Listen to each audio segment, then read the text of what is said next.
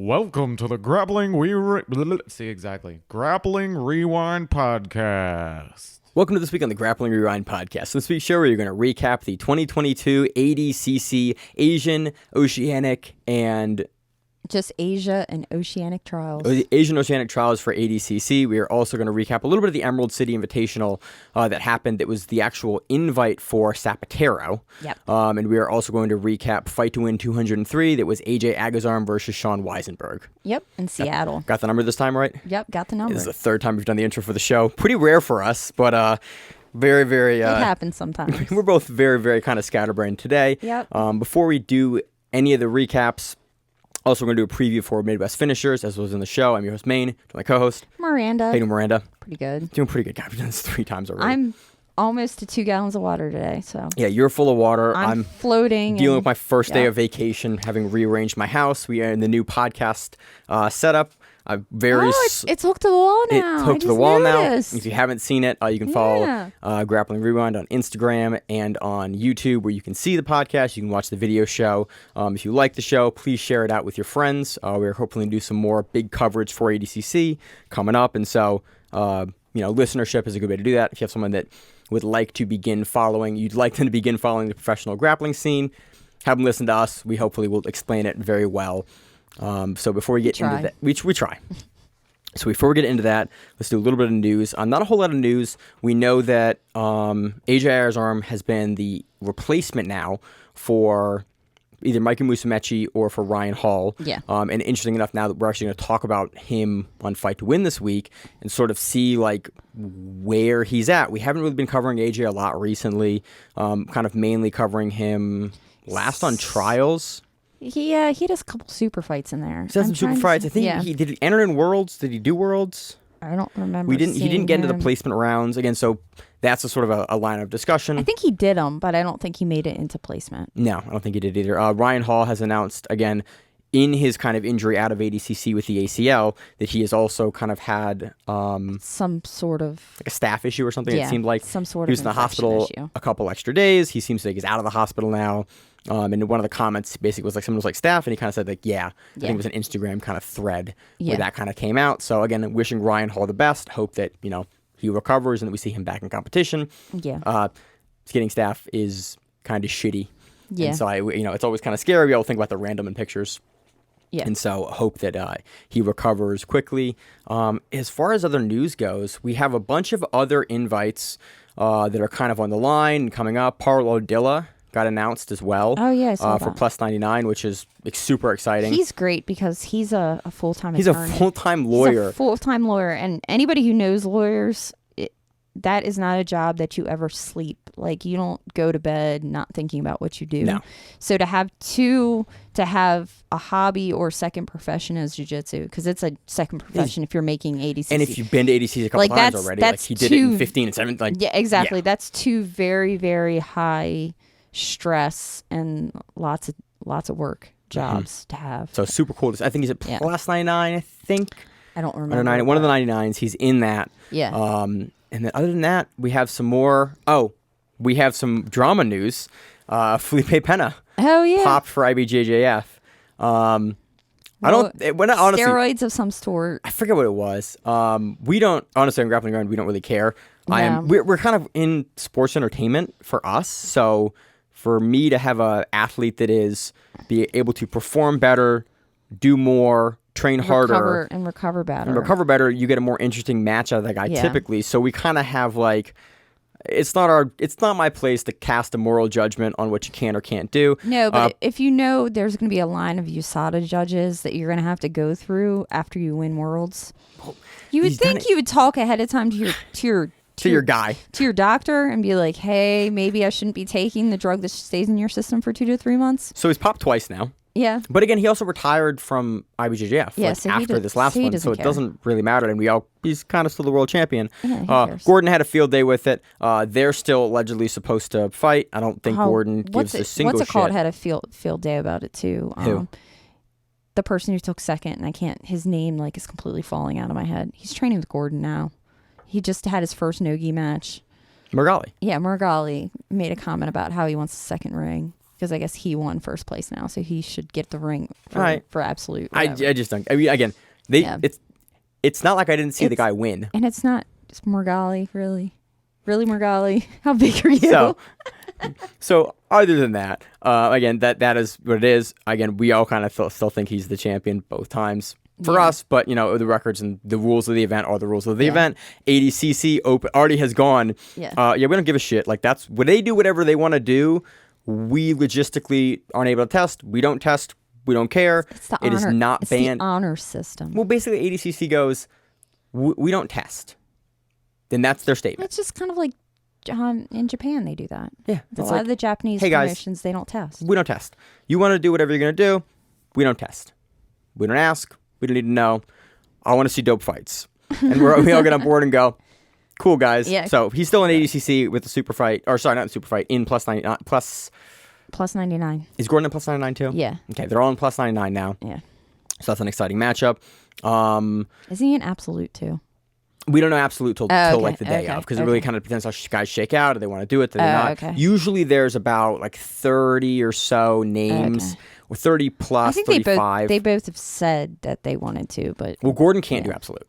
Why? Because he's super fight champion. Oh. Okay. So if he wins absolute, you can't fight yourself. Yeah, that makes sense. So he specifically cannot do absolute. Oh. But Penna could do absolute. Teaching me something new if he wants a shot at Gordon in the absolute super fight in the coming year. Yeah, I get it. I get what you're saying. So that's how that works. Let's see. No other news, really. It's been a pretty quiet week. We've been rearranging the house on my end in the basement and the podcast setup, so that's good to go. Drinking water. You've been drinking tons of water and being angry. Let's move into the recap. Where do you want to start? You want to start with ADCC? No, I think we should start with AJ. All right, let's start with AJ Agazarm. So Agazarm versus Shawn Weisenberg. Main event here. We've seen Shawn Weisenberg before. I really know him from Shugio, the Shugio Invitational that ran a couple years ago. He went against Crisp at Fight to Win recently. Mike Crisp. Oh, did he really? Yeah. Did I miss that? I see where they went against each other, but then I didn't look for the match, and I should have looked for the match because both of them are. Crisp is pretty entertaining, and Crisp was awesome at trials. He wasn't somebody I paid attention to until trials. The guy we're talking about, Mike Crisp, he's the guy that has the giant back piece, very colorful back piece, ADCC, and just came out at trials at West Coast Trials and looked third place, amazing, and was super nice. I met him. Super nice. I met him at the coffee shop. He's a Canadian guy. Yeah, he's Vancouver. I think so. Yeah, no, he is, because I had a whole conversation with him about it. I sat there and had a conversation with coffee, and it was the most random conversation ever. Yeah. But he was very nice. So go back and watch that match. But this match this weekend essentially was, we know Shawn Weisenberg from Shugio. He's been on kind of Fight to Win numerous times, but we haven't seen him, we haven't been able to cover him a ton on the show recently. Really, that was like 2018. Also, I think he just got his black belt within the last year or so. Something like that. He's a newer black belt. I think he was a purple belt or brown belt on Shugio. He looked really good. Yeah. Shugio was essentially who's next in 2018. Oh, okay. It was a no time limit, submission only, lightweight tournament. That was Krikorian, it was Holy, it was Weisenberg, it was Drysdale's guy from Max Rock Shop was on there. And it was this big behind closed doors tournament that came out that it was really interesting. It was a lot of fun. We covered it week to week. Yeah. And then Who's Next pretty much took that format, kind of addended it with The Ultimate Fighter to do Who's Next. And so that was my kind of first introduction to Shawn Weisenberg. In this match, Weisenberg has a wrestling background. He does. But not the level that Agazarm had.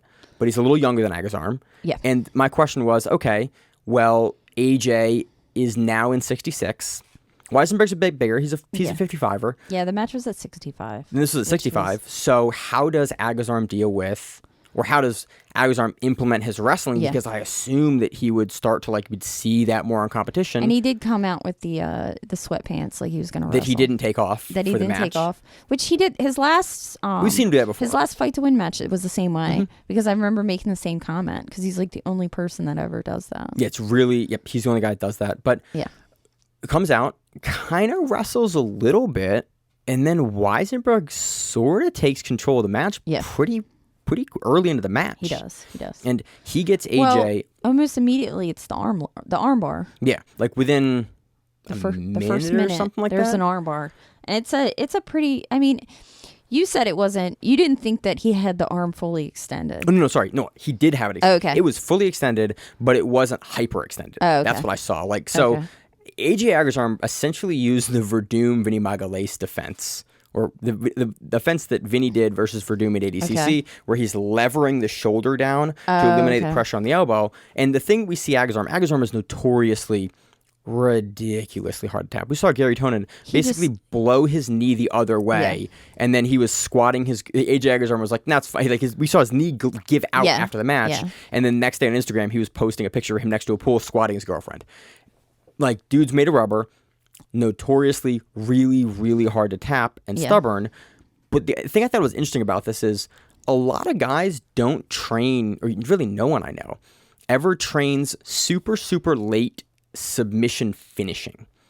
It's just not a thing you're able to ever train. You have to kind of break someone. That's an extra little, and I'm going to break you. Agazarm gets out a lot of things with his late stage submission defense. Like, and Tonin had a whole instructional on this, but the way that Agazarm does it is like, he does it by leveraging his toughness, and he is pretty tenacious in his defense when he's all the way extended on something. And you're like, oh, Weisenberg's probably not super used to a guy that is in an armbar this deep, where he then has to change the angle of the armbar. And obviously Weisenberg can do it, but it's like he's not used to having to put that much effort into it. A guy defending at the level AJ does. Basically knowing you got to break his shit.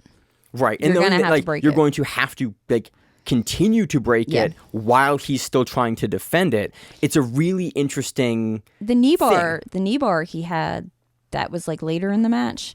He had almost went to saddle and had a knee bar at one point, and he did put the foot behind his shoulder and was gonna like pop his knee, and AJ didn't seem to give a shit. Because we literally saw Gary Tonin do that at Fight to Win, and like AJ was like, and like bent his knee the wrong way, and AJ was like, no, I'm good. And you're like, and he's just going after Sean's feet, like, I'm gonna try to foot lock you now. AJ threw a reverse toe hold, which is instead of having his hands on the top side grip of the toes, he had it underneath the foot, and it's where Sean's foot, like leg and knee was. It's really like not.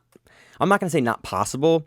An extremely rare finish to ever see that finished. Yeah. And like AJ was kind of doing it again in Fight to Win. Your submission attempts count. But even that is like, I think you said we watched it and Weisenberg laughed. Yeah, he was kind of like laughing at him at the same time. Because it's not really, it's like submission offense, but it's not. Weisenberg would have to drastically change his own position there. Yeah. Essentially, like even AJ would be pretty unable to change Weisenberg's position to make that like work. And then from there, it was just AJ trying to go after Kimura's and letting his back being taken from. Yeah, there was one nice sequence I thought that was he went for it and then he tried to counter Weisenberg with an armbar off of it, and then Weisenberg used his own Kimura to almost take the back of Agazarm. In a really, really nice sequence. It was like a very nice attack, counterattack, and then like essentially reversal almost from the counterattack. In a really nice sequence. Again, Sean's a guy, I think he did trials. I think he got into, I forget where he fell out into trials, but we've seen him, but taking a win like this over Agazarm, so that was sort of the match. Yeah. Weisenberg takes a really clean decision over Agazarm that I don't think anyone, except for AJ, as always, would think that he didn't get. Do you have any other kind of any sort of technical pieces on the match?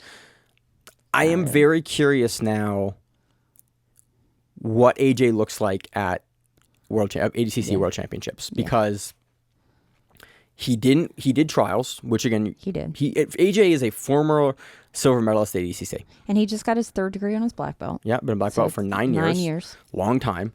We're not seeing his wrestling. He took out John Combs at trials. Yeah, which was a good. John Combs is a former trials winner, like no slouch. Then PJ Barch. Yeah. And again, AJ Agazarm was weight class up at 77. He's not going to be at 77. He's going to be at 66. But Barch subbed him within 2 minutes. Was it 2 minutes or 3 minutes? It was fast. It was fast. And it was like an arm drag and then to a back take, and then he was done. Yeah. It was out of bounds, so I get that why it probably happened so fast too, because it looked like AJ was kind of trying to play an edge. Yeah, which you really can't do in ADCC. Really play, but AJ knows that. He's a silver medalist. Like he knows that. I am very curious again, in Weisenberg, he's a guy we've seen make improvements continually, but a guy that we have not seen on like the world stage level in Nogi, like we have for Agazarm, to be able to take a win over Agazarm. I don't know kind of how to interpret that for AJ's chances for moving back into this kind of new division, not new division, moving back into his old division in ADCC 4 years later, essentially. I mean, it could be a good reality check. Like, hey, we need to wrestle a little bit more. It'll be interesting. Again, I do not know if he's going to change his style. Again, he games it really well. AJ knows how to play to the rule set. He has that wrestling background here. He leverages that like understanding of the rule set and the edge and what he can and cannot do. But this was pretty definitive. Yeah. And it does not bode well for AJ if he has this kind of performance at ADCC where the level is, at its peak. Yeah. So a very interesting sort of takeaway there for me in this match going, I'm curious to see if Agazarm will make any changes ahead of any improvements. Yeah, improvements. So that was fight to win. A very interesting kind of main event there. Really impressive performance from Weisenberg. I want to see him. I want to cover him on more stuff. Yeah. So I'm super happy that he main evented here versus Agazarm. And I think this is a good win for him. I think this is a good. And it was dominant too. Yeah. Like it was a good. It'll push him forward for a couple more events, I think, which is good for him. Yeah. Awesome. So. And then we go into the ADCC Asia and Oceania trials. Yep. Where do you want to start? Do you want to start with the smaller weight classes? Do you want to move to the women or the heavyweights? What do you want to start with? Let's go big. Let's go big. Let's go big and go home.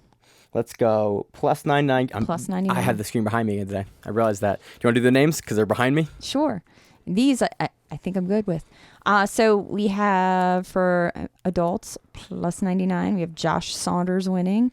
How much information you wanted me to give? Just first name, last name? Okay, you've done this before. I know, but like I don't know if I'm supposed to read the whole thing. No, just give a first name, last name. Josh Saunders wins. Second place is Daniel Schuardt, and then third place is Ricky Lutzny. Yeah, we're just gonna recap basically the main event. Not the main event. The finals for ADCC Trials. If you don't know what ADCC Trials is, it's a big fucking deal. Essentially, it is a regional trial for that section of the world. Yep. And this was the only one for Asia. There are typically 8 of them, typically 2 in North America, 2 in South America. North American ones are in the U.S., South American ones are in Brazil. The European ones, there's 2 of those. Those are typically, those actually move around. Those are ones in Poland usually. In Poland and then, where's it this year? Italy, was it? No. Italy was the Euros. One's in Poland, one's somewhere else. Yeah. Sometimes Kazakhstan. No, it was gonna be. It wasn't. They were both in Europe, but I don't know. So there were supposed to be 2 trials here for the Asian trials. Because of pandemic and everything else and closures, there was only 1 this time. So this was the only trials that the Asian and the Australian continent, Oceania, had. Yes. This is also their second trial. So because the women's divisions only have divisions of 8, the second trial in a region is the qualifier for the women. So women also qualify for this in this trials at plus 60 kilograms and under 60 kilograms. So this is basically essentially if you have a passport or you're from that area of the world, this was your only shot to qualify into the World Championships for ADCC. Yes. This was a lot of hand fighting. So in the men's plus 99 division, this was a lot of hand fighting, which is a common tactic for plus 99. And I mean, we see a lot of guard pulling too in plus 99 recently as well, at trials especially. But you're in finals, so you can't pull. Right, you can't pull. So yeah, in ADCC finals, it's usually for trials. It is 3 minutes, no points, 3 minutes points, and then up to a 3-minute overtime with a very, very rare second 3-minute overtime. We've only seen it a couple times. And then the only time I ever saw it annoyed me, but you have in the finals you have 4 minutes, no points, 4 minutes points with a 4-minute overtime that's points. But in the finals, guard pulling immediately results in a -1 being assessed to you. Yes. And it's actually a negative point. It's not a point to your opponent. It's a negative point. Doesn't really play a factor in this, but in some matches it will play a factor in other, if you ever watch ADCC matches. A lot, really, like the first 8 minutes of the match was hand fighting. There was some shots. There was some turtle play. It was mostly Daniel. Daniel was shooting, or at least attempting to, and not really getting anywhere. And there was some turtle and but it was back up to hand fighting, to trying for takedowns. And the score, or like the score, but like the decisive factor for this match, it goes to the first overtime. Yes, it does. And then Daniel shoots like he had over and over again, which Daniel also was shooting to pull a few times. That's what it looked like. But I don't think he was actually getting where he needed to be, if that makes any sense. Josh was doing a good job, like getting like up or like on top of him in a way that if you were to pull, you'd be pulling immediately into him, probably getting past you or being able to get your back, or like it would not have been a good come to guard. But and he realized that. But he was doing like the Gary Tonin style shoot, try it for a little bit and then pull. Yeah, but he stood up most of the time off it. And Josh goes for an arm and guillotine off of this. And it was, and these are big dudes, goes for an arm and guillotine. This is the most impressive sequence of this entire match. Arm and guillotine. And then he realizes that he's like not going to get it on Daniel. Yeah. And then he techs up out of it to like beside the turtle. Yeah. Then goes for a Kimura on the same side, soups his leg over the head and grabs the arm like a crucifix and then rolls over the shoulders into a crucifix with the same side Kimura and then starts like pushing on his head in order to get through the choke. I was like, whoa, that was a pretty wild sequence with what, 10 seconds left? Yeah, it was very, very 12 seconds left, something like that. I mean, you got to go. Yeah. You got to do something. I was giving it to Josh for this kind of match anyway. Like he was more active when it did go to guard. His guard passing looked good. He was doing a really good job of like looking to get around the legs of Daniel and like just generally the way he was doing it. Daniel seemed You're correct. Like not uncomfortable on his back. Daniel was trying to shoot, but he wasn't getting anywhere. And Josh was definitely taking advantage of the shots. Yeah, so.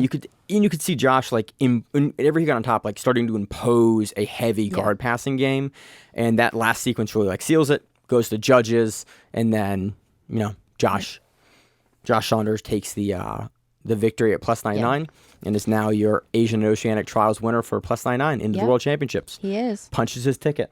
So now we go to under 99, which for whatever reason it says under 98.9. But anyway, under 99. And that's Isaac Mitchell or Michelle. Is it Michelle or Michelle? I think it's Isaac Michelle. I thought it was Mitchell, but maybe I'm wrong. I also pronounced his name wrong for like 4 years. And like Isaac, right? Isaac Michelle. But it could be Mitchell. And if someone knows, DM me. Isaac. At Grappling Rewind. Let me know. So Isaac, we all know him from the B team. He's the younger Australian guy. Who's Next. And he was actually 30 pounds under. So he takes on Anton Mineko. Yeah. And Isaac talked about it in his post-fight a little bit that he was like 30 pounds underweight for this. And we were all kind of like, why would he do that? And immediately all went, oh, right.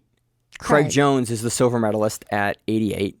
J-Rod, his teammate at B team, Nicky Rodriguez, his younger brother, is the trials winner at 88. Yeah. So why on earth would I go to 88? Because I'd be the trials winner. I'd be first round against J-Rod. Yeah. Craig would get the second round. One of us would fight Craig. Yeah. Like, why would I want to do that? Let me go up. Kind of like what Kynan did. Yeah. Kynan Duarte did a couple years, 3 years ago at this point, in going up into plus 99. Again, not a trials winner, but like a bunch of Atos guys were at 88. He has a little bit of time to kind of build himself up. 2 months? He can put 2.5 months? He can put some weight on. They don't test for you. So Isaac decides to go to plus 99, under 99. And it was a really interesting, like, okay, he's gonna have a speed advantage here, but he will be undersized. Yes. But he didn't seem like he was undersized. Like, he seemed like he was a little undersized, but it wasn't like a noticeable difference. He wasn't being pushed around very much. No, he was really dominating the wrestling stances and the stand-up for them. Really a lot of push-outs, a lot of really, really active tie control. At no points did he really get snapped down hard or turned around hard or, he was in it. And you could see Craig in his corner. And, like, I was very, very impressed with Isaac's performance here. Yeah, I was too. His wrestling was really what gets done. That's what gets done. There's 2 different sequences. Those are the scoring sequences of the match. Yeah. One is like a beautiful, like, outside trip that he runs off the mat and ends up from there. Anton does a really good job of like turtling on it. Yeah. Isaac starts to take the back with his body lock, and then he sits Anton down to his butt and jumps really quickly and throws the hooks in behind him. Yeah. And it was a really nice sequence of like, oh, Anton's done the right thing. You know you're not going to get the points in the takedown because he's turtled, so you have to fight for the back here to score your points, and you've gone off the mat in the other matted area, so they're going to let you keep going. And it was a really good change of angle. And that's what I saw from him in both kind of sequences of the finals match, was really, really great changes of angle to capitalize on position. Yeah, because the other one was the duck under. Yeah. And that was the one that we were discussing, how he was really good as he ducked under to turn the corner and get where he needed to be. The score's 2 or 3. Yeah. I mean, it was an open stance. It was basically after they both stood up from another sequence. Yeah. After this first sequence, actually, Isaac, they reset him on the back. He has like a 3/4 back body triangle in. It's pretty strong. He works from standing for a while with it. And eventually he's taken off, and they go back into an open stance matchup. Yeah. And you see Isaac at one point, like, he gets... Oh, actually, that's the third. So... he gets 2 duck unders because he has the first one, and then there's the end sequence. The end sequence one is where he he goes into mount. Okay. Yeah. Got it. So the end sequence one was really nice because Anton basically, after like a couple minutes of fight in the back standing, gets Isaac off, and then Anton puts his hand on Isaac's face, and they reset, and then Isaac does the same thing open. Like, it was... He basically palmed him. It wasn't an eye poke, but it was definitely... It's the reason why you're not allowed to... It was a palm to the face, which you're not allowed to do, but hey, you play your rules. And Anton kind of lifts back and moves his hand in the way, and Isaac does a beautiful corner cut. Yeah. And gets around him with like kind of like a drag. Ends up far side hip, and I basically slow-mode frame by frame this, rewatching it. Isaac goes double knees on the mat, slides over, brings his outside leg that's now behind Anton up with a body lock, and then just kind of turns him. Kind of turns him all the way down. Yeah. And then Steering in wheels one him down. sequence gets around a guard, and then immediately just like steps over to mount. And again, they're not going to give you combination points in ADCC, so he gets the mount points. Yeah. And that was the match. And it was like, woo, Isaac has some wrestling that is good that he can leverage. And I'm curious now, again, being such an undersized guy at 99, is he faster than a guy like Mason Fowler? We're going to find out. And that's my kind of question, is like, okay, how does he match up against those guys that are going to be kind of bigger and stronger? But Fowler's one of the faster guys in those divisions. Well, and you think Fowler also trains with Kyle Tara, who's tiny. He's like 130. Yeah. So he's used to speedy people. So he'll also know how to counter the speed, hopefully. Yeah. But it's interesting though, whenever you have people in ADCC that are in a weight class that is like up, usually they move up to move away from their teammates, especially if they're a trials winner or they're a newer person coming into a division they train with a champion or a former medalist. You are the guy that's going to move. You're not going to have the former medalist move most of the time. It does happen depending on, circumstances at a gym and situations, but very, very interested to see how he develops in that B team room with, again, you now have Craig, you now have Ethan, who's also on the short list. You have J-Rod. You have J-Rod, Nicky Rod, and you have Isaac. And you have Craig. And then who else do you have in that room? Craig, Ethan. Who else? Damian Anderson's in that room. Damian Anderson. He's been looking really good recently. I'm missing, there's two other people that pop into that room too, but it's a whole room of killers. Yeah, it's a whole bunch of guys that are 4 or 5 people that are in the short list that have been to ADCC or former trials winners. Yeah. Like, that is a hell of a room, and that really, again, I need to get down there at some point. Maybe after should trials. Make a trip. Yeah, we should make a trip. After trials, we'll go. So that does it for under 99 kilograms. Now we go to under 88, and we have Roberto Dib Frias winning. He went against Benjamin Hodgkinson. And then you make me second guess it, but I have to look behind me. I know. I'm like, Ben Hodgkinson. Yeah. He's a guy I've seen for a long time. I think he runs Australian Grappling Industries. Oh, okay. Yeah, he's a sandbagging Creonte. Oh, sandbagging Creonte. Yeah, Creonte is him. Yeah, okay. It's his Facebook handle, or not Facebook, Instagram handle. Okay, that's how I know him because it's such a random. Anyway, that term makes me laugh. The Creonte term makes it's funny. But so this was an interesting match. It was really a lot Ben of had Ben. the most interesting hair that I think I've saw in the entire event. Yeah, for sure. Absolutely. And it was a lot of him playing from the guard. Yeah. And I was very curious what he was looking for because I couldn't really figure out. He would play from a middle range. Yeah. And he didn't really want to like invert for the legs, but he also, whenever he would be in the closed guard, would never really be working to go underneath or working to like, he would kind of work from like a broken down closed guard to maybe look for like a triangle. I was trying to listen to Lachlan because Lachlan was coaching him. But it seemed like Lachlan was basically countering whatever Roberto was doing. So I couldn't really get much out of. I had a really hard time. I couldn't actually hear Lachlan. I turned it up as much as I could. I really couldn't hear much of what Lachlan was saying because he was there cornering a bunch of guys. He cornered his wife. He cornered a host of other people there for absolute. I was just sort of. I couldn't really figure out what Ben's game was here and what he was looking to do. He's a good leg locker, but wasn't really ever able to get that off. He wasn't really ever able to get the guard going from either the kind of the longer range or from the really kind of close down, broken down range. And Roberto just sort of like... He just passed. Yeah. He tried to pass. And he got a double at the very beginning, and then he just tried to pass. And it was passing. And that was most of the match. And then towards the end, there is another kind of sequence off the mat that he scores on. Oh, I'm wrong. I'm so wrong. This is the sequence. It went into overtime. This is the sequence that we were confused about. And okay. So the double was in overtime, and then the whole double.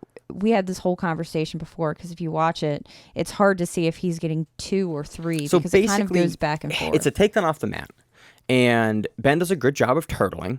And then Roberto does a really good job of getting behind him, throwing the hooks in. He has one of Ben's arms trapped, but from the camera angle, it's really hard to see if he has both hooks in and if he has a seatbelt, if he has basically the control of the back that you would need to score.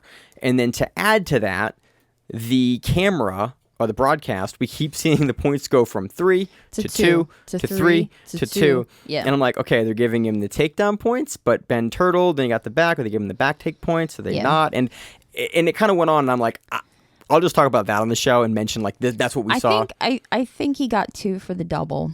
And then I think he didn't settle the back. Yeah, and that's how he didn't get the points for the back. I thought it was kind of the reverse because like the 3, that's why they kept going back to the 3 because if it was just 2, they wouldn't be going back, and that's sort of why. Well, but you get 3 for a full takedown. You get 2 clean for takedown. Yeah. Yeah. And I mean, maybe that's what they were arguing over. Regardless, he scores at least 2 points. Yeah. And now he knows he's up by at least 2 points. And it's kind of in the dying about 35 seconds of the match. Yeah, they reset him into the center. To stall a little bit. And he does. Well, and he gets called for it. Yeah. And he pulls both elbows down in the guard, low in the guard. Kind of what we've seen earlier in the match where he was really able to stave off Ben's offense. Yeah. Holds for 34 seconds. Gets assessed 1 negative point, so he's still up at least 1 point, if not 2 points, depending on how you score it. Yeah. Takes a pretty clean victory. Again, tactically... He's one of the oldest trials winners. 32. He's 32 years old. Which made me go, oh. I know. Okay. It made me feel old. 31, Miranda. Yeah. It made me feel old. Well, I'm... Yeah, not 31. 40 in 9 days. Jeez, good for you. Yeah, good for me, right? It made me just, but I love watching guys... in trials, even if it's negative. I love watching people game like any rules that are in front of them this way because he knew he was up on points and he's like, what's tactically the best decision I should make? Yeah, I stall right here for it wasn't like 4 minutes. It wasn't 4 minutes to stall. You're also going after someone who's a very tall, lanky individual with nothing to lose. So I mean, if he jumps a freaking triangle in you're kind of triangle like a guy with 35 seconds left who's down on points and has nothing to lose. Absolutely tactically the best decision to make. It's one of the few times that I actually Do you want someone with that haircut actually flying triangle you in the last couple seconds of a match? It'd be terrible. But it's one of the few times tactically where as a viewer, I'm totally okay with the last 30 seconds, someone stalling something out because it's like, look, that is the decision that you should make in this match. I was told that I was supposed to coach people for that last 30 to try cross collar chokes. That's what I'm supposed to yell, not stall. Because I yelled stall at somebody once and they got called for stalling. Yeah, you as a coach can't be yelling stall. You have to have your own word that you use. But again, mine really is grab the collars. Come on, let's work a choke let's from try the some guard. chokes. Let's work some chokes. So Roberto gets it done. Yeah. Again, great tactical victory there. Excited to see how he does at under 88. Under 88. And then under 77, I really liked. This was fun. This was a fun bracket. This is Kenta Iwamoto versus Sridra Sophie. Was gonna have you butcher those names, Miranda. Good. I got him once. I appreciate it. Dude, Kenta had some Kenta came out pretty soon immediately with some wrestling, and you actually put me onto his post-fight interview. You're like, have you listened to his post-fight interview? I was like, I have not yet. Should I listen to it? Yeah, and you're he's been practicing his wrestling, which is great. He basically I wanted to wrestle. I thought I could wrestle, so I did. I was like, very insightful. And then then for I guess when he went against Joseph Chen, which was the match before, he's like, he felt really strong, so I didn't wrestle him. Yeah. But it was just so matter. It's just the interview was very so matter of fact. I was like, I thought I could wrestle him, so I did. You're like, man, I like as an interview, as somebody's interview, that's so hard to play off of after that, where it's just a matter of fact answer. But again, there's a language barrier. I'm not sure if it's a language barrier. He speaks very good English, but he's Japanese, so I don't know if there's a language barrier, but it didn't really sound like it. And he just won trials. He also looked tired. Yeah, he just won trials. Because this trials, because of the amount of entrants, was only one day. Yeah. And so that was a long day for him. Mm-hmm. But dude can wrestle. Yeah, and I was very impressed because he also I really liked the way that he drove through all of his takedowns. Are we going to the low single that they reset in the middle? That's what I want to talk about. Yeah. But first takedown was good, but it's before the points period. He does a double to basically the butterfly guard of Sridra. And it was a nice sequence, and it was quick, and it was he gets his hips down. I went, okay, that was a lot of work. That was a lot of energy. There are no points yet. You put him down where you wanted. Now you're going to work your passing. Passing also looked really good. I was impressed with his passing. And then I was like, okay, you've done a lot. And they go back to the feet. Yeah. And there's not a lot of time left. And he hits another switch. It's a single out of bounds. And they hit the cameras. Yeah. And then they reset kind of where they were. And they reset him in, what's the term for the position they reset him in? I don't know. It's almost like a pistol squat for yeah, Sridra. It's a single. Sometimes we start drills in that position, but I don't. It's remember basically it ever being called the single where your knee is on the mat, and you as the person trying to take them down are on your face on the mat with one hand up, cupping the front of their knee, and the other one behind him. But I think they allowed him to have both cupping the knee. I think that's what he had. Was it two? I thought it was one here and one low. I think he was double. Okay. I mean, it depends on how he landed and then how they reset him. Regardless, this is a nightmare position to restart, kind of for both guys, but it is a position that you can use your kind of. Well, because the person on the top can just hold your neck down. They can just frame on the back of your head and slam you into the mat. Your head into the mat. Dude, props to Kenta though. Yeah. They restart, and he immediately stands with the leg, gets up, makes the pass over to his hands with it. Yeah, and freaking and trips him. Yeah. And then on the trip, passes the legs in the trip. Yeah, Sridra goes down. I'm trying to get his name right. Yeah.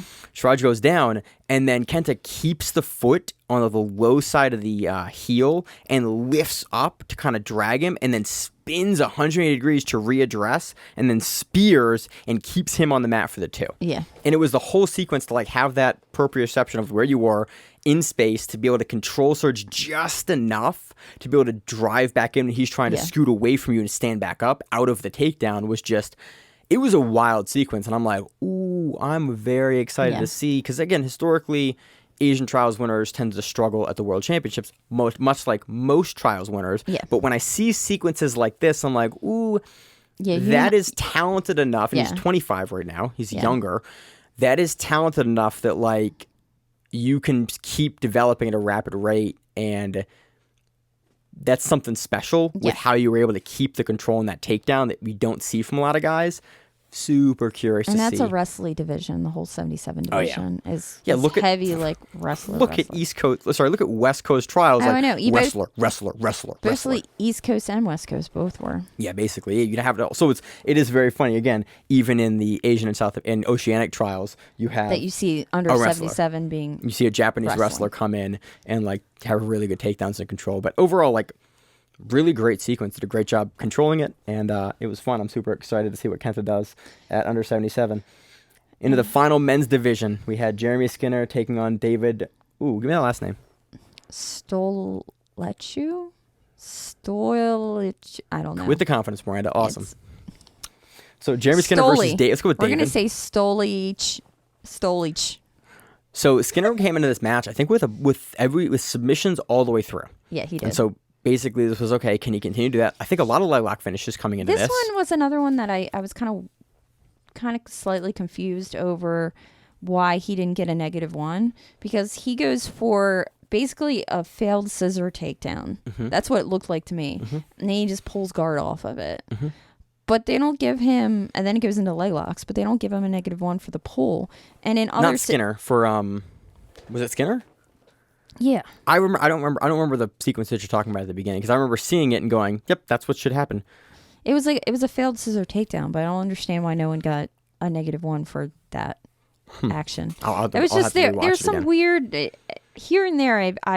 I personally, and you've seen it differently in some other matches, where there's some guard pulls that weren't guard pulls, and I don't know where. Yeah, there's one in one of the women's finals that I need to actually ask someone about. Well, there's two, which one you explained to me, but there's a couple situations where it's like, if you were trying a takedown and you just failed the takedown, right? Like, I guess our understanding is that then you just immediately have to address that and stand. You can't just allow yourself to stay on your butt. Yeah, that is our understanding at this point. Yeah, if you do anything but the balls of your feet onto the mat for more than 3 seconds in the finals, it is a guard pull. Yeah. If you're kneeling on the mat, if you're one leg up, one leg down, like, it's a guard pull in ADCC rules. The other weird thing about this match, that I picked it up when I was watching, but then I realized after I read or saw their interviews, were that Jeremy Skinner and David Stolich, as I now say his name is, they're actually teammates and they're actually training partners. Oh, and they're really? actually each other's training partners. It says one's from Australia and one's from Canada, but they're both from Sydney West. Oh, I missed that, actually. And they're actually teammates, and they're actually like best friend teammates. Oh, that's wild. And so that's why if you watch it, they can counter each other so well, I think. Okay, I was curious about that because if you watch when they're playing legs, like, they're countering each other over and over. It's that counter you get. From knowing someone way too well. You see the Patollas do it. Yeah. Where it's like you see someone like start a sequence and you see the other person like already into the counter. Yeah. And like you're like, you'll see that a couple of times, like the high levels, but like to see it repeatedly in a match is just like, oh, like if I see more than like 2 of those in a match, maybe 3, I'm like, either there's a skill gap here or you guys know exactly what the other person's going to do. And it was just, and now you saying that, this match makes a lot more sense. It makes a lot more sense. Because no one ever got like super deep into anything. Not until overtime. Yeah. And that was what was interesting, was like you saw Skinner like engaging, you saw David engaging, and like they played a lot of like inside and outside position, a lot of good pummeling, but you never saw like full deep control of the knee line over. Yeah. You never saw a leg get pocketed all the way over to the other side or the cross side. You never saw really good heel exposure or turning. But they both didn't do the thing where you have a bunch of disengagement. It was kind of like Ash Williams and Keith Corrigan. The way I explained it on my thing was hermit crabs. They reminded me of 2 hermit crabs because it was pummel, pummel, pummel, pummel, pummel. And then it was like attack, but then it was pummel. And it was never like a sweep. They were literally just playing a game of chess to see who could, I guess, grab the other one's foot fast enough. And again, throughout the whole match, no one could until we get to overtime. And this is a really, really neat, I think the only submission finish that we had of the trials in the finals. Yeah, I believe so. It almost looked, not comical is not the right word for it, but it was the way that Jeremy Skinner sits up for this knee bar to finish was just like, so in the sequence, the thing that starts it off is it's a bad shot. It's a kind of it's a bad pull, shot. But it's the legal pull. It's when you take a shot with both your knees down and then you wait for a few seconds and then you pull. And you continue to work for the takedown for a minimum of 3 seconds, and then you pull. And then you see Skinner kind of like turn around. Yeah. And then the leg that he attacks, is not the traditional topside knee bar leg. It is the lower leg. Yeah, it took me a second to figure out exactly what happened because it was very quick. It's quick and it's a weird, like, it's not a knee bar you see very often. And then he just sort of like walks his legs up and sits on it. Yeah. And then he like drives through, and that's the finish. And it was just like, oh wow, that's not the typical knee bar. That's not the typical leg that people finish that knee bar from that kind of like crab sequence on the outside. Yeah. I wish I could describe it better than that, but it was, instead of taking the top leg, Skinner takes the bottom leg and then rolls through and reconnects his legs to get the knee bar behind his back. Yeah. And that power grip behind the shoulder. Super great sequence. Yeah. Again, we've seen Skinner. We've seen him for years. I like that we're going to see him on the world stage now again. And knowing that he has David as his training partner. Yeah. Two of them can practice some stuff and maybe do some change at 66. So that was very exciting. So that is all the men's divisions. Moving on to the women's divisions here. You want to start with the female, under 60 or over 60? We'll go under 60. So we have Adela Fortunato and Nadia Franklin. There was two things in this match that were a bit confusing. At the beginning of this match, Nadia pulls guard. Yeah. Right. Nadia, and she kind of pulls guard. She tries to kind of arm drag, almost back take from it. Yeah, she tries like I don't know if it was a jump. It was. It looked like It was an arm drag. It looked like a flying arm drag, kind of to jump the back. Wasn't. But it wasn't like an arm drag. Your typical arm drag goes across your body, and it wasn't. It was like It was the same side. It was the same side arm drag. Yeah. Which you can do, and you can get the back off of that, and it's. I don't know. I was always told not to do that. That was one of those things I was always. But then you can, if you do it right, you can spin them essentially, and then you can body lock from there. And you can take their back. Yeah. And then she does that, and she realizes she's not going to get takedown. She jumps to the back, and Adele does a really good job of like shucking her over, and then there's no negative. She doesn't get a negative from that. There's no negative assessed. I have it right here. Negative ? Which means I'm like, why the hell is there no negative in this situation? I told you there's multiple. I thought this was the one that was called a negative. Nope, that was not. It's the larger women's division where the girl just doesn't get up. She like fails an arm drag and sits. That's when she does get a negative. Okay, I thought this but was in this situation there is no negative. I thought this was assessed a negative. I could be weird. Incorrect about that. No, because I was getting all confused because I was watching these matches and there were some situations like with a failed scissor takedown, he didn't get a negative and she doesn't get a negative, but then somebody else, other people getting it. To me, it was a little. It didn't really follow. The finals same. are a little different. Yeah. And so it can get confusing. So regardless, we see a lot of Adele on top playing from the guard. And then after a little bit, she sits back for like a footlock of her own. They kind of engage the footlocks, and then she ends up on the bottom. Yeah. And from here, you start to see her do it pretty much immediately from the bottom as she starts looking for essentially a body lock around both arms. Yeah. And she tries to like sit up, but she hip bump, but she keeps doing it with her guard closed. Yeah. And she never like gets on her feet to drive up or never really opens or commits her guard because she doesn't want to have her guard passed. And she's playing from this and she's working from this and she's working from this. And it isn't until like really late in the last, there's another sequence here you want to talk about. Is there? No, there's the hip bump. And then towards the end of the match, you see her, she keeps like forcing the posture up. Yeah. And she keeps doing this and like basically over time, she forces Nadia to keep posturing up higher and higher and higher to prevent this. And Nadia's trying to like push her down from the shoulders, but like can never really start to address the hips to open the guard. And Nadia keeps sitting up higher and higher and higher. And then towards the end of the sequence, Adele basically just grabs both arms and just does like a straight, opens her legs finally, and does this like knock over hip bump sweep directly into mount. Yeah. And that was the final sequence of the match. And it was like really interesting kind of like setting it up because we saw like probably 6 or 8 different times that she works this, but with the closed guard. Because Adele does. She hip bumps her over, and then Nadia actually does a really good job getting out of mount. Yeah. Then we have Adele who jumps guard, and this was our other conversation that we had was.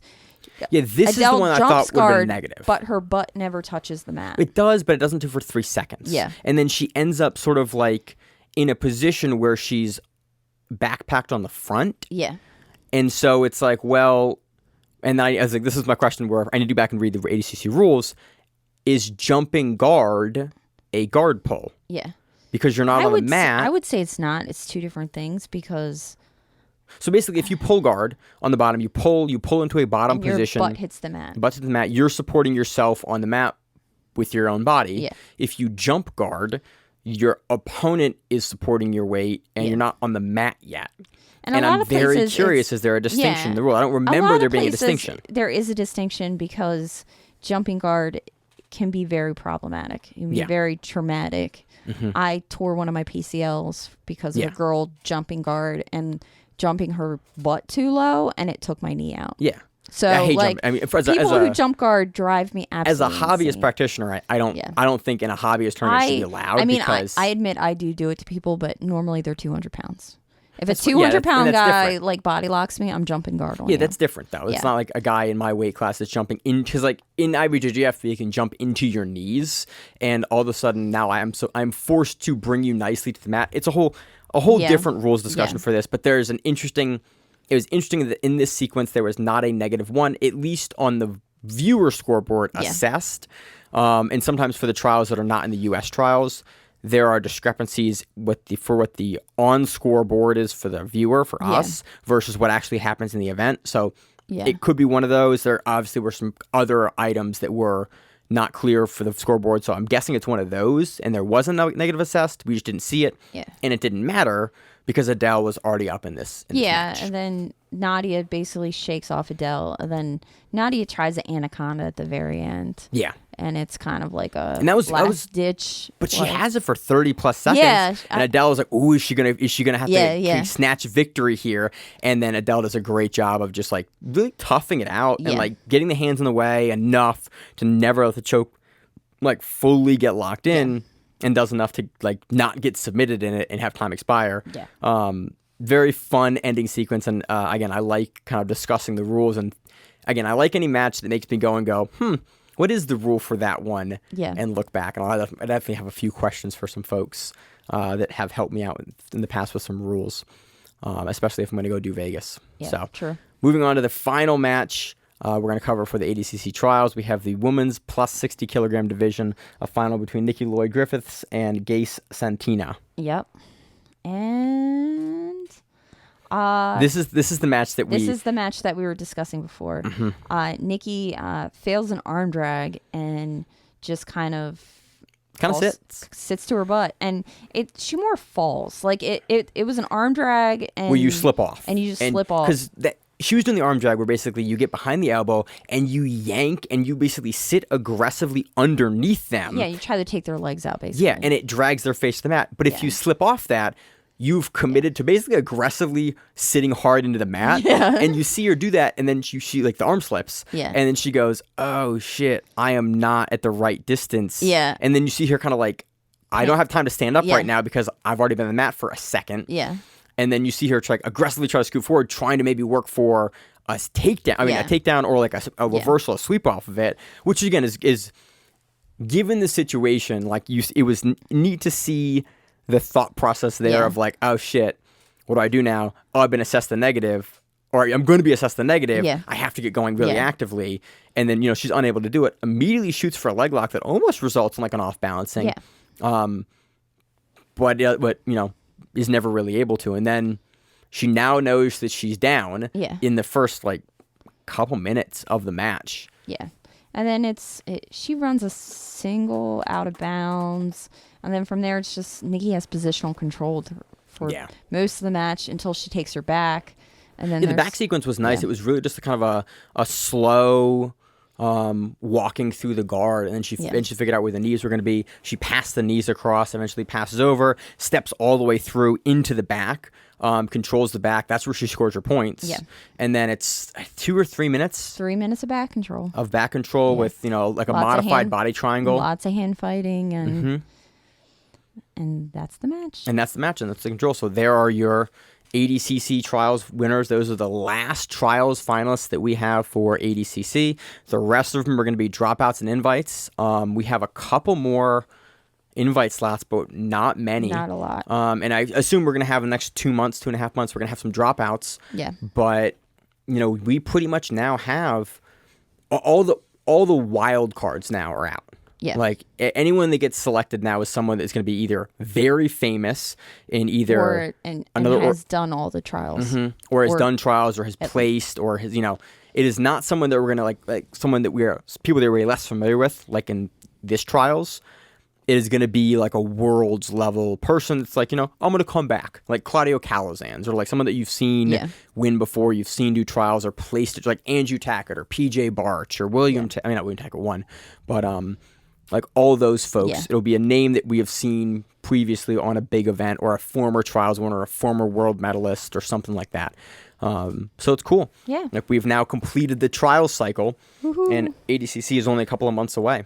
Yeah. So, do you want to talk really quickly about the Emerald City Invitational? Yeah, this was on Facebook. It was on Facebook. It's $5. It's definitely worth the $5 because it is like 2.5 hours, I think, or 3 hours. Something like that. It's something like that. Emerald City Invitational. The first event was in Atlantic City. I think since then it's been at their facility in New York. Yeah, Syracuse. In Syracuse. In Syracuse. Because he's OC BJJ. Yeah, Sam is. Yeah. And so he has that event up there. It's kind of like a tournament bracket that Andrew Tackett is part of. And Kieran Kurchik. They were like the two big names. Those are the two names that I was like, okay, one of these dudes is going to make some hay. Yeah, and exactly. And it was fucking Andrew Tackett. Yeah, it was Andrew Tackett. Holy shit. And then the whole finals match is, I want to say it's 30 minutes long. It's either 30 or 35 minutes long. It could be longer than that. It's literally after the second overtime. It gets to be so many overtime rounds that it's just kind of like who is going to survive longer. Emerald City uses the EBI style rules. Yeah. So if there is no submission or regulation, which Andrew had been hitting all night. Yeah. And Kieran had been taking guys into overtime. And then winning in overtime. Birth back control, basically. But these guys went back, and they just started doing ride time, and it was just they ride timed it out. But if you even ride time someone, then you just have to you have to do another one. And you have to do another one. Yeah, you keep having to do ride times because there's no judging criteria for EDC, for EBI, which again, I appreciate. Well, because at some point, generally what happens, and you see it in some of the other matches, generally what happens is somebody says, oh shit, I need to do an armbar. And somebody pulls armbar. Or somebody gets out of the back with like 2 seconds left of that, or you get tired, or like you hold, like eventually. But I've seen people game the armbar recently. Yeah. Because they can pull it pretty fast. If you can get, if that's your jam, you can do it. And they were being a little not very specific about how to get the armbar position. Like normally you have to have one arm in, you have to have one arm like out. On the mat down. On the mat down. And he was kind of letting them go full lock armbar. So like you were going into a fully locked armbar with both your arms around, So, I mean, people were basically... EBI rules have changed over the years. Again, they're not... It is openly not our favorite rule set because it has a lot of kind of problems associated with it. Kind of things like this. I like it because you can get... Well, I like it but don't like it. I like the dark horseness of it because you can lose your entire round and then come back and win in overtime. I think that's kind of cool but horrible at the same time. You love underdog stories. I like underdog stories. I want to see the champ. I want to see the champ reign forever. See, I don't. I know. I want some little middle of nowhere freaking pig farmer to come out of nowhere and kill everyone. Yeah. That's me. So, but Andrew Tackett eventually wins on a couple overtimes in. Yeah, a couple overtimes in, he wins with a really fast back escape and just can't do it.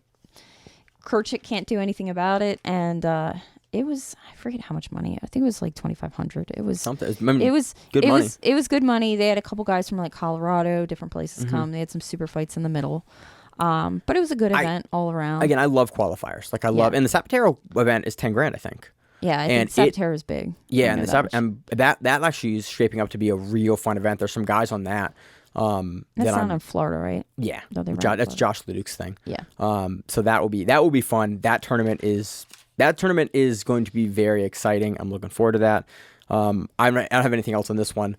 We have next week, real quickly, you don't want to talk about it too much because we don't have any brackets yet. We have Midwest Finishers. Yeah. Midwest Finishers coming finally on Flow. Not finally on Flow. It is on Flow this time. It's I know it's two divisions. It's women's 125 because we have some locals that we know in it. Yeah. And then the men's division is, I want to say it's like 165 because one of the Lyons brothers is in it. Is it 150? I think it's lightweight. I thought it was lightweight. Oh, I just looked at this. This is the worst part about it is I literally looked at this and said, "Oh, I'm going to pay attention to this." And then it's lightweight. It's did lightweight. not write it down. Yeah, because John Lyons is here. Yeah. And he's a 55er. Yep. Yeah.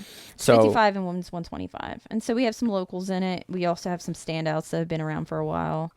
We have DeAndre Corbet, who's been doing well in the circuit lately. Yeah, he had really good at trials. He had a really good match on Toro. We have Kieran Kirchick back again. Those are the two guys that I think they're going to seed on opposite sides. We also have Jordan Holy in this. So I think I saw like him too. someone's going to run into. They're going to have to put one of those three guys on the same side of the bracket. Yeah. And that's really where I'm curious. Like I think one of those guys will be your winner. I do think that we're probably going to see. We're either going to see again Holy, DeAndre, or Kieran in the finals there, depending on how they bracket. It's my guess, again, not taking anything away from any other competitors, but those are the guys that we're seeing typically making like day 2 of trials. I think all 3 of them made day 2 of trials. Yeah, they did. And have been routinely like looking like monsters. I'm less familiar with a lot of the women who are on the 125. Trinity Pon is in it. We've seen her quite a few times. Wait, where is she? Did I miss her? Trinity Pon. Yeah, I did. I'm not seeing her face, and that's why. Oh, there she is. Yeah. So she's there. Gonna give this the big. I'm gonna go big pun on this one. Yeah. Any tournament that Trinity's in right now, I'm probably gonna pick her on. I know a few others. The Betty Huang girl. I know. I've seen her around. Chrissy is a friend. Yep. She's in it. Chrissy's normally at a higher weight class, so her down at 25 will be interesting to see. Yeah. She's usually at 35? 35. Yeah. Her and I used to go against each other all the time. And then she started coming around the gym more, and I used to train with her a lot. So it should be a fun tournament. Again, we don't have any brackets yet. Midwest Finishers, another Finishers EBI style tournament. It's on Flow. Again, I like that Flow is bringing over like a lot of the Finisher Series type events. Finishers guys always do a really great job of bringing in talent and bringing in like up and coming talent. They do. And I've always really appreciated about Midwest Finishers, about finishers in general. I mean, that was where Gordon Ryan and Gary Tonin, first started. Not first started, but like they were champions in the early days of the finishers events. So definitely. I really like, and we've seen Keith Krikorian on those. Like, it's a great feeder. It's a good platform. Talent, and it's become like a big platform. And so it's awesome to see them getting showcased on Flow and hopefully getting paid for that. Yeah. So that's it. So we have that. That's it. And and American Nationals. Nationals next week, which we're not going to preview because it's a very, very large American Nationals tournament. That's kind of a major now. Yeah, it's close. It's sort of a minor major for US. It's not one of the Grand Slam events, but it is like 1 point below Grand Slam. And given its attendance, it's pretty close as far as like non-major level. It's definitely a national level tournament. Yes, it is. So that is also happening next week. That's all I got. That's all I got too. You got anything else other than like you're in? So when does your cut start? Right now I'm still loading. I'll load Monday, Tuesday, and then I'll start cutting Wednesday, and then we'll see Friday. Friday I get in the tub if I'm not 134. That's my favorite. I get in the tub. The Friday tub is my favorite. Like I'm the type of person that I have to be close to weight before I go to bed the night before. Okay. I can't do the morning of. It's way too stressful, and it's just it's too taxing. So I'll be on weight day before, and I've missed for IBJJF before. So I have a little bit of anxiety, little bit of anxiety about making weight. But I have lucky. people my age, so that's basically the only reason that I jumped down, because I'd have to go all the way down to adult if I didn't go down a weight class. So So make the weight. I decided to go down a weight class and we'll see what happens. That's awesome. I'm just chilling. I'm on vacation this week, having a good time, rearranging the house. Great. Yep. Fun Using times. some of that. So awesome. Well, that's all I got. As always in the show, I'm host Maine, to co-host Miranda. And we are the Grappling Around. See you on the mat. Whatever it is, stay safe. If you like the show, please consider sharing it on Facebook with the folks at your gym. It's the best way that we grow the show, and we really appreciate it. You can reach out to us on email. We also have Instagram. We have Facebook. We have Twitter. We have Google Plus. Until that shuts down. We have a website. If you have an event you would like to have us cover, please let us know. If you have a name, like most people do, and you'd like to have us stop butchering it, Let us know. reach out to us. The show is also available on YouTube, Spotify, in addition to iTunes and every other podcast service. We very much appreciate your time, and thank you.